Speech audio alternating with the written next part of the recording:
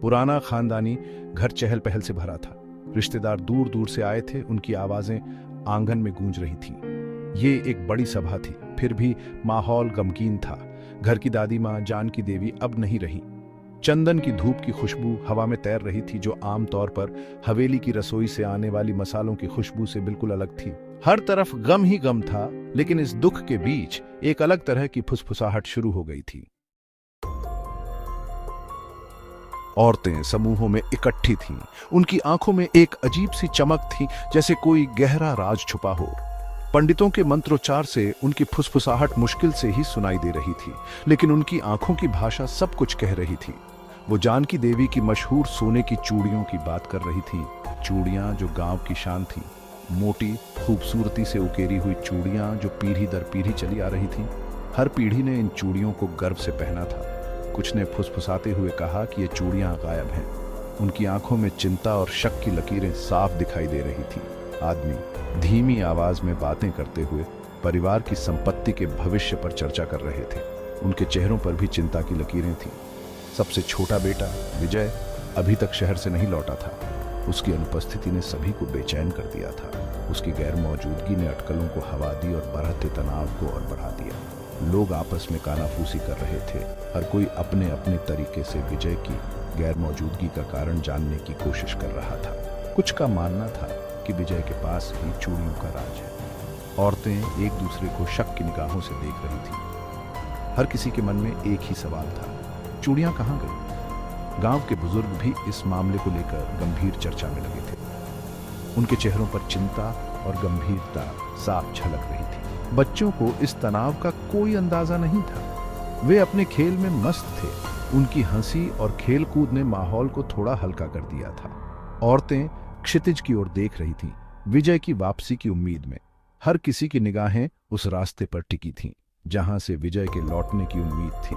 सूरज धीरे धीरे ढल रहा था और उसके साथ ही गांव में एक अजीब सी शांति और तनाव का माहौल बन रहा था।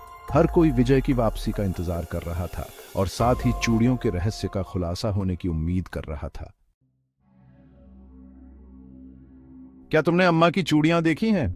जानकी देवी की बड़ी बेटी राधा ने अपनी बहन मीरा से पूछा। उसकी आवाज फुसफुसाहट से भी धीमी थी। मीरा ने सिर हिलाया। उसकी आंखें चिंता से फैली हुई थीं। चूड़ियां केवल गहने नहीं थीं, वो परिवार की विरासत का प्रतीक थीं। गायब चूड़ियों की खबर जंगल की आग की तरह फैल गई, जिससे शक की आग और भड़क उठी। एक दूसरे पर उंगलियां उठने लगीं। चिंता के पीछे आरोप छिपे थे। शक की सुई विजय पर आकर टिकी। आखिर वो अपने आने में देरी क्यों करता? विजय देर रात आया। उसका चेहरा दुख से उदास था। उसकी आंखों में थकान और निराशा साफ झलक रही थी। वह अपने घर की ओर बढ़ा, जहां उसे उम्मीद थी कि उसे सुकून मिलेगा, लेकिन गर्मजोशी से गले लगाने की बजाय उसका स्वागत सख्त निगाहों से हुआ। परिवार के सदस्यों के चेहरों पर कठोरता और अविश्वास की छाया थी। विजय ने महसूस किया कि कुछ तो गलत है। फुसफुसाहट इल्जामों में बदल गई। माहौल अविश्वास से भर गया। गांव के लोग आपस में कानाफूसी कर रहे थे और हर कोई विजय को संदेह की नजर से देख रहा था। विजय हैरान और आहत ने गायब चूड़ियों के बारे में कोई भी जानकारी होने से इनकार किया। उसने बार बार समझाने की कोशिश की कि वह निर्दोष है, लेकिन कोई उसकी बात सुनने को तैयार नहीं था। क्या मैं इतना गिरा हुआ हूं? उसने गिड़गिड़ाते हुए कहा। उसकी आवाज टूट रही थी। उसकी आंखों में आंसू थे और वह अपने परिवार से न्याय की गुहार लगा रहा था, लेकिन उसकी बातें बहरे कानों पर पड़ी।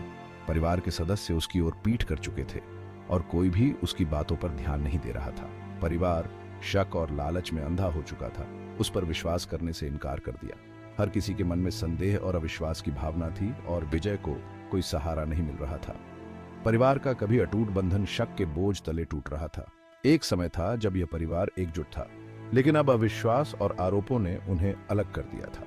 विजय के मन में एक ही सवाल गूंज रहा था, क्या वह कभी अपने परिवार का विश्वास वापस पा सकेगा?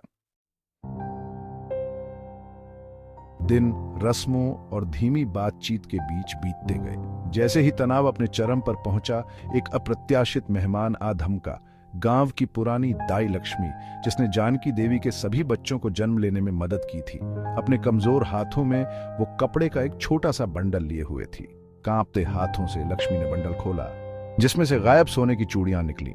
आंगन में एक सामूहिक हांफने की आवाज गूंज उठी। लक्ष्मी ने तब एक रहस्य का खुलासा किया जो जानकी देवी ने सालों पहले उसे सौंपा था। जानकी देवी यह अनुमान लगाते हुए कि किसी की मृत्यु के बाद परिवार अक्सर लालच में डूब जाता है, ने लक्ष्मी को चूड़ियां सौंप दी थीं। जानकी देवी ने अपने जीवन के अंतिम दिनों में यह निर्णय लिया था। वह जानती थीं कि उनके बाद परिवार में संपत्ति को लेकर विवाद हो सकता है, इसलिए उन्होंने लक्ष्मी को बुलाया और अपने दिल की बात कही। उसने निर्देश दिया था कि इन्हें मेरे बच्चों को देना, लेकिन तभी जब वे भौतिक पोजेशन से ज्यादा परिवार को महत्व देना सीख जाएं। जानकी देवी ने लक्ष्मी को समझाया कि ये चूड़ियां केवल आभूषण नहीं हैं, बल्कि परिवार की धरोहर हैं। उन्होंने कहा कि इन चूड़ियों का असली मूल्य तभी समझा जा सकता है जब परिवार के सदस्य एक दूसरे के प्रति प्रेम और सम्मान का भाव रखें। परिवार शर्म से पानी पानी हो गया। जब जानकी देवी की मृत्यु के बाद लक्ष्मी ने उनकी इच्छाओं को परिवार के सामने रखा तो सभी को अपनी गलतियों का एहसास हुआ।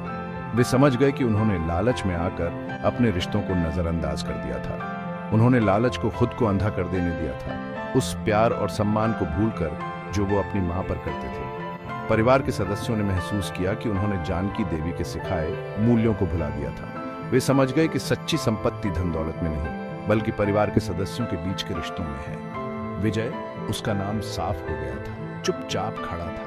उसका दिल दुख और निराशा के मिश्रण से भारी था। विजय ने महसूस किया कि उसने भी लालच में आकर अपने परिवार के प्रति अपने कर्तव्यों को नजरअंदाज किया था। वह जानता था कि अब उसे अपने परिवार को एकजुट करने के लिए बहुत मेहनत करनी होगी। विजय ने ठान लिया कि वह जानकी देवी के सिखाए मूल्यों को फिर से जीवित करेगा और अपने परिवार को एकजुट रखेगा। सोने की चूड़ियां जो कभी गर्व का प्रतीक थीं, अब उनकी मूर्खता की याद दिलाती थीं। उन्होंने उस दिन एक कठोर सबक सीखा। जानकी देवी की असली विरासत उनका धन नहीं, बल्कि वो संस्कार थे जो उन्होंने दिए थे। आंगन जो कभी तनाव से भरा था, अब एक भारी खामोशी में डूबा हुआ था। हालांकि खामोशी अब अलग थी। ये चिंतन का, पछतावे का और परिवार और उसके असली मूल्यों के प्रति नए सिरे से प्रतिबद्धता का मौन था। जानकी देवी ने अपनी मृत्यु में उन्हें किसी भी सोने से ज्यादा कीमती सबक सिखाया था।